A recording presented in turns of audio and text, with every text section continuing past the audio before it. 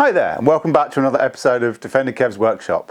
During Christmas, like between Christmas and New Year, I've normally got a few days off work, and there'll be something in the workshop that's been bugging me all year, but it would take too long to sort it out, so I've just kind of limped along and dealt with it. But when I've got a few days, I will take everything out of the workshop, move everything around that I want, and then put everything back again.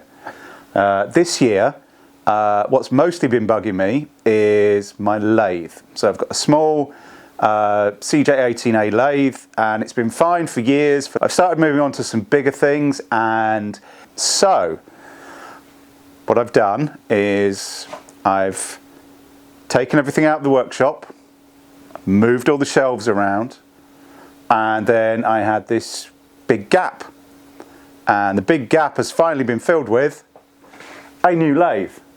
So I now have a full-size, 3-phase, 2 horsepower Colchester Bantam lathe. I got it off eBay. I think it was built in the 60s. I'm not entirely sure. I'm still looking into it. But it's got a twin-speed 3-phase motor. It's got a full coolant system. Basically, I bought this. The guy delivered it this morning, and it's still on the pallet down here. The first job is going to be getting it off the pallet, turning it either all the way around or sideways so I can get to both sides, and then we can look at a few more things. Now,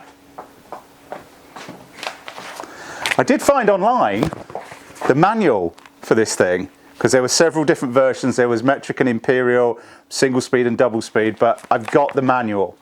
And so 60 pages of print out later, including the bit that says, one copy of this manual is supplied free with each machine. Further copies may be obtained at a cost of 5 shillings each. So that shows how old it is.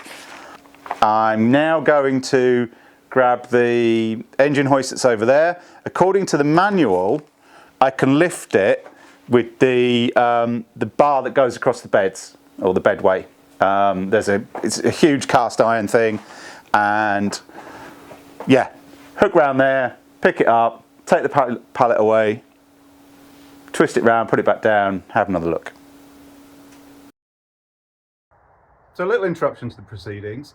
As I was following the manual, which, as you can see, the lifting point's in the middle, it says, and I quote, immediately in front of the headstock will be found a crossbar which passes through the bed. Full use should be made of this when manoeuvring the machine. Right, so I thought that was this bit here, which is a bar across the bed in front of the headstock. But apparently no, that is not where you lift it. So I managed to get it up. It was a little bit unbalanced. I got it off the pallet and it immediately tipped. So here's some photos of how it ended up.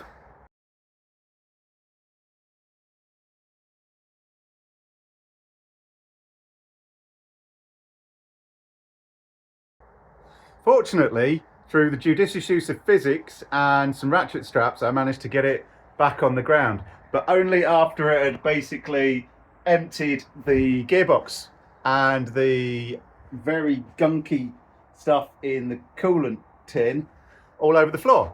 So now I went online and I found out that there is actually just here a hole which is much closer to the headstock. We should be closer to the center of gravity. So I'm going to stick a bar through there and see if that will lift better, so that I can get it into a decent position for getting the motor out and having a look at everything else around the back. So in theory, you should go to that now. So the lathe is back on the ground, and that's made me very relieved. And I've put it in a spot where I can get around both sides and do a bit of a starter review. Now, it looks okay from the front. I won't know if everything works until we've got power, so we will address that later on. But most of this ended up on the floor. This is the coolant liquid, and there's still a load of stuff in there. So I'm going to give that a good clean, maybe a lick of paint. And then over here on the lathe, we go around the back, and here's the coolant pump, where the pipe is supposed to connect. Don't know if we can get good light. Where the pipe is supposed to connect, that's broken off, so I'm guessing the coolant hasn't worked for a while. So we might look at trying to get a new one, or maybe 3D printing a replacement, because that's where this hose connects, that goes all the way up here to the coolant tap at the front. We've got a lamp which says low voltage on it, and if you come down here, there's a transformer which used to take the 3-phase 440 and drop it down to 50 volts. Now what happened with whoever had this before is either it stopped working or they got bored of it, so they stuck a normal mains cable to it. So this is just a normal 240 volt light socket now. So I think we'll probably tidy up the cable and leave that. This is the breaker box that takes the power in and then passes it onto the motor and such.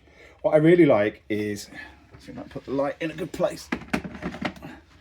What I really like is this is the switch to close the breakers, but it won't close with the door open, because this little tongue here has to be in place before you can close the breakers. Pretty neat safety trick, I think. It's all pretty dirty around the back, so before we put it back, we'll give it a nice clean up. And this is the motor that we need to swap out. This is the 2-speed motor, and I'm going to get a single speed and a variable frequency drive so that we can run it on the single phase I've got in the house. So the lathe is off the pallet and on the floor, safe and sound, which is a relief. And we've got our first couple of jobs to do. So we've got to sort the coolant system out, tidy up the cabling on the lamp, and most importantly, we've got to swap that motor out. So if you enjoyed this, please drop a like. If you're interested in finding out when the new bits come out, please drop a subscribe. And thanks for watching. I'll see you soon.